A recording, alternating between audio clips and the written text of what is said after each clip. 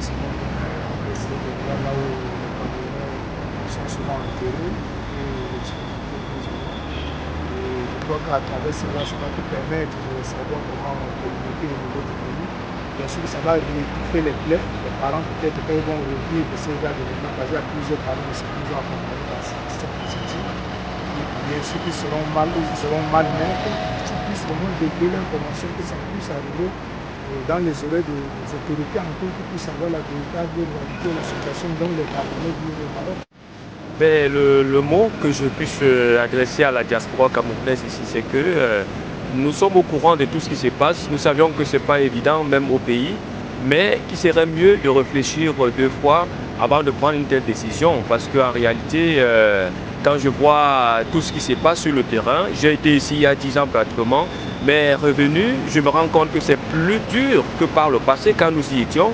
Et donc, je dis, c'est pas évident, mais il faut beaucoup réfléchir. Il y a des choses qu'on peut faire. Il y a des choses qu'on peut faire au niveau du pays, malgré tout ce que nous connaissons. Il faut réfléchir doublement parce que la vie humaine est plus importante que tout ce qu'on peut imaginer.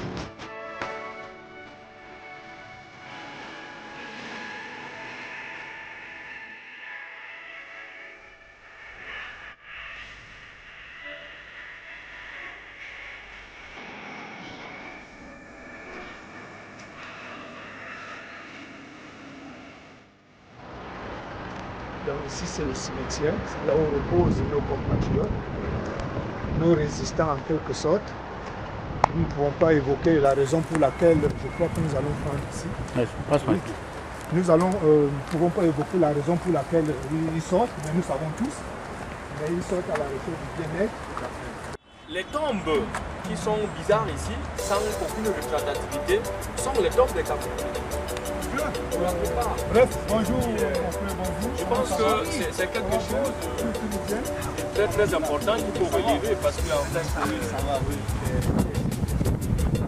c'est terrible. Si les gens devraient savoir que c'est dans ces conditions que les gens sont enterrés ici, je crois que ça devait amener les gens à réfléchir d'une autre façon. C'est formidable. Oui, ce qui est sûr, c'est que vous dites, c'est un constat réel et je pense que ça fait partie de l'objet aussi de votre visite. Bon, vous voyez à ce niveau-ci, déjà pour pouvoir les enterrer ici, ce n'est pas du tout facile. Pour pouvoir avoir une parcelle, je crois que les sommes s'élèvent au minimum à 700-800 euros jusqu'à 1000 euros par mois pour pouvoir enterrer ici. Et ça, c'est le cimetière chrétien. Quelque part, c'est le seul cimetière chrétien de Rabat. Et non seulement tous ceux qui sont enterrés ici, c'est ceux qui décèdent au niveau de Rabat, mais n'oubliez pas qu'il y a aussi ces mêmes initiatives aussi, d'où les subsahariens sont enterrés, toujours par notre initiative, qui est dirigée par moi, dans les cimetières comme Tanger, dans les cimetières comme Finidec, dans les cimetières comme Oujda, plus précisément.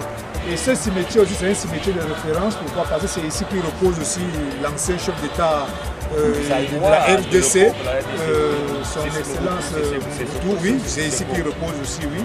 Donc, voilà, on va faire un tour là-bas, vous allez aussi constater, bon bref. Ici, déjà, c'est une autre parcelle. Il faut qu'on lève le verrou. Il faut que les gens qui cherchent les leurs depuis 15 ans, qu'arrivé au Cameroun, que je leur dise que, écoutez, telle personne a été enterrée au cimetière de Rabat, j'ai été au chevet de sa tombe, et que cela soit. Parce qu'il faut vraiment qu'on mette de côté ce tabou-là. Je vous comprends bien, Monsieur le Président. Normalement, ici, à mon niveau, à ma personne, j'ai fait enterrer au moins une cinquantaine de compatriotes ici. Donc les noms, vraiment, je peux vous donner peut-être la liste bien après, et peut-être les bulletins de décès.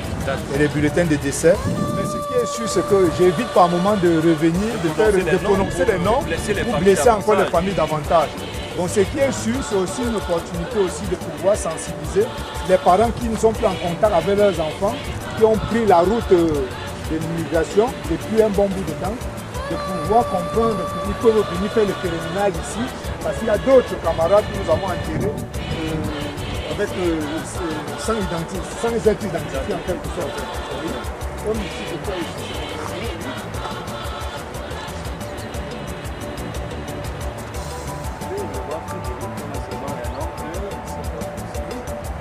ça, c'est les compatriotes. Tout ce que vous voyez là, c'est ça. Les compatriotes qui le trouvent là. Les compatriotes. Ce n'est pas du tout facile pour eux. Beaucoup d'essais de des maladies, infections pulmonaires. Ce sont des maladies qu'ils attrapent plus souvent dans les forêts, de Gorgo, de Finidec. Lorsqu'ils ont séjourné à l'attente de pouvoir faire des assauts massifs, dans le but de pouvoir trouver l'Espagne. Monsieur Alain, aujourd'hui vous avez vous avez vu le tombeau de Mobutu. Ah oui, c'est beaucoup d'émotions. C'est beaucoup d'émotions.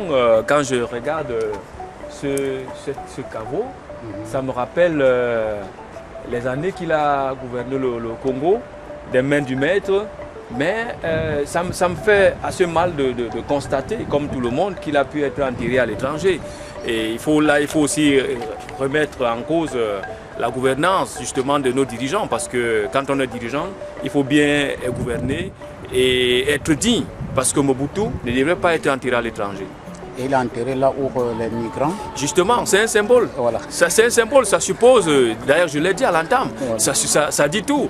Donc lui, il est venu, lui n'était pas migrant illégal, mais des actes qu'il a pu causer chez lui au Congo, qui blessent encore le Congolais aujourd'hui, ne sont pas très différents de cela. C'est un regret. Donc je disais qu'il faudrait que ceux qui dirigent nos pays aujourd'hui puissent tirer les leçons sur Mobutu et beaucoup d'autres.